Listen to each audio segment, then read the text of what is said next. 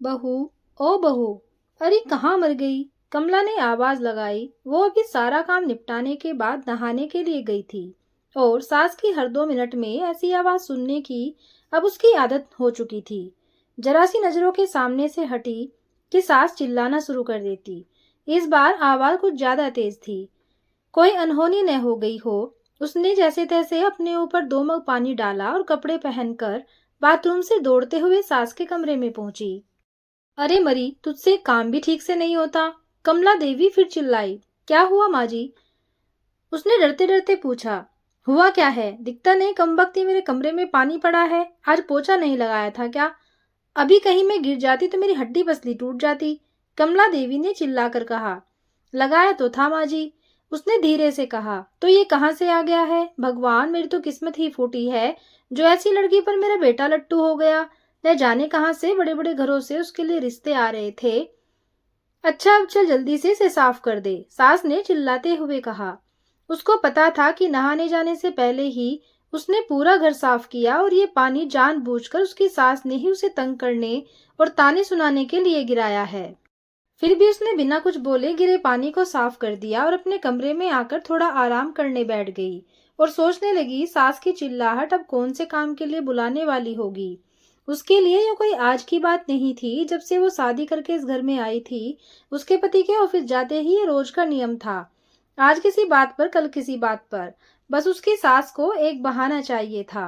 अगर नहीं मिलता था तो बहाने बनाने की कला में वो माहिर थी।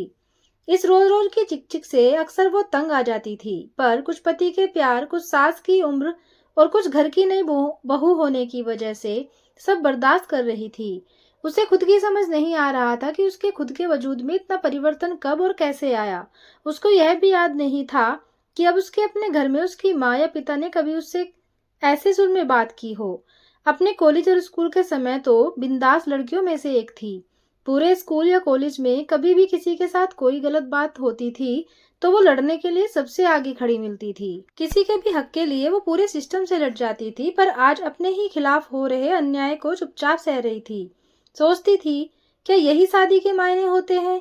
जब एक लड़की को अपने स्वाभिमान और सम्मान को एक नए परिवार की सूली पर चढ़ा देना पड़ता है। शाम को पति के आने पर बहुत सारी बातें कहने का मन होता था। एक दो बार कही भी थी, पर एक तो थके होने से वो इस पर ज्यादा ध्यान नहीं देते थे और फिर अपनी माँ के खिलाफ वो एक भी शब्द नहीं सुन सकते। उनकी माँ भी अपने बेटे के सामने उससे बड़े दिखावे के साथ बात करती, पर जैसे ही बेटा घर से बाहर निकलता था उनके तेवर बदल जाते थे। जो उसे समझ में नहीं आता था कि एक इंसान पल भर में दो तरह के व्यवहार कैसे कर सकता है। कमला देवी को सबसे ज्यादा तकलीफ तो उसकी शादी में मिले दहेज से थी। जबकि उसके माता पिता ने अपनी हैसियत से बढ़कर उसकी शादी में खर्चा किया था, लेकिन दहेज में या दूसरे से कुछ भी मुफ्त में मिलने की उम्मीदों और अभिलाषाओं का कोई अंत नहीं होता। हर चीज कम लगती है। और उसके आने पर सबसे पहले उन्होंने घर की महारिन की छुट्टी कर दी और घर में उसके कदम रखते ही हाथों की मेहंदी का रंग छूटने के पहले ही बाकी कामों के अलावा बाई के सारे काम भी उसके ऊपर आ गए। और कमला देवी ने कभी भी उसे एक नौकरानी से ज्यादा नहीं समझा। कुछ ऐसी ही जिंदगी कट रही थी उसकी।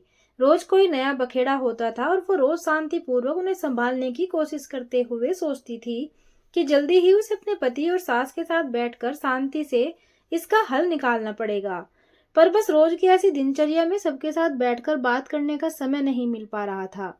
एक दिन वो रोज की तरह सुबह झाड़ू लगा रही थी जब कमला देवी अपने बिस्तर के किनारे बैठी स्वेटर बुन रही थी। अचानक जैसे ही वह झाड़ू लगाते लगाते उसके पास पहुंची, उसने बिना कुछ देखे बहू को जोर से लात मारी और चिल्लाई।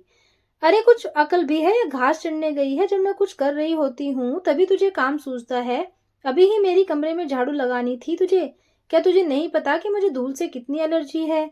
ये आज का नया बहाना था उसे तंग करने का, क्योंकि घर में रोज ही ऐसी ही काम होते थे और पहले कभी भी ऐसी कोई बात नहीं हुई थी। फिर वो भी अपनी सास के व्यवहार को जानते हुए बहुत संभल के काम करती। वो उनके द्वारा दिखाई गई जगह पर सफाई के लिए जैसे ही थोड़ा झुकी, ना जाने किस झोंक में कमला देवी ने जोर से पैर चलाया और वह बहू के कंधे पर जा लगा। जब तक वो खुद को संभालती उसका सिर सामने की दीवार से टकराया और वह गिर पड़ी। कमला देवी चिल्ला उठी, क्या हुआ? कलमुही मर गई क्या? उठ क्यों नहीं रही? बच्चा हुआ, काम कौन करेगा? चल उठ। वो उनकी कुछ बातें सुन तो रही थी पर समझ में कुछ नहीं आ रहा था और बड़ी हिम्मत करके जैसे तैसे वो उठने की कोशिश कर ही रही थी कि कमला देवी ने फिर ठोकर मार दी और सिर दीवार में दोबारा टकरा गया। इस बार बहू बेहोश हो गई थी। सास बड़बड़ाते हुए उसे कोसती रही। जब नहीं उठी तो कमला देवी के हाथ पांव फूलने लगे और तुरंत अपने बेटे को घर आने के लिए फोन किया।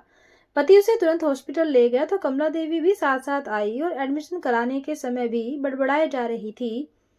सब पता है इसके त्रिया चरित्र का, सब करके कराने के और मुझे तंग करने के नाटक हैं इसके, जिससे घर में कोई काम न करना पड़े और हम सब इसकी सेवा करें। यूं तो उसका बेटा काफी दिनों से घर में जो चल रहा था सब देख ही रहा था और समझ भी रहा था, पर आज माँ के ऐसे व्यंग देखकर कुछ ज्यादा ही परेशान हो गया। लेकिन इस समय उसे अपनी पत्नी की जान बचाने की पड़ी थी।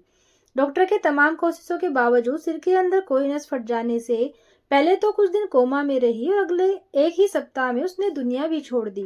वक्त के साथ साथ बातें कहाँ छुपती हैं। धीरे धीरे पड़ोसियों की जुबान पर उसके प्रति कमला देवी के बुरे बर्ताव की बातें सामने आने लगी, जिसमें कमला देवी के बेटे का भी नाम आ ही जाता था।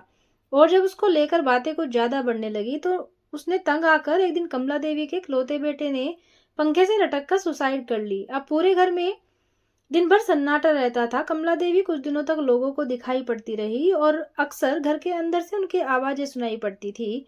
अरे कलमुही कहाँ मर गई, मेरे बेटे को भी साथ ले गई, चल जल्दी आजा बहू, घर बहुत गंदा पड़ा है, चल थोड़ा झाड़ू पोछा कर दे। फिर उसी लय में रोते रोते उनकी आवाज सुनाई पड़ती थी। बहुत अच्छी थी, कभी शिकायत नहीं करी उसने। अभी हॉस्पिटल में है, इलाज चल रहा है, मेरी वजह से उसका सिर फट गया था न, मेरे बेटे भी उसी के पास है, लेकिन अब तो वो ठीक हो गई होगी। अरे कोई तो उन दोनों को वापस ले आओ, अब की मैं उसे कुछ नहीं कहूंगी। दोस्तों ये थी एक छोटी सी कहानी, आपको कैसी लगी कमेंट करके जरूर बताएं। कहानी को सुनने के लिए धन्यवाद।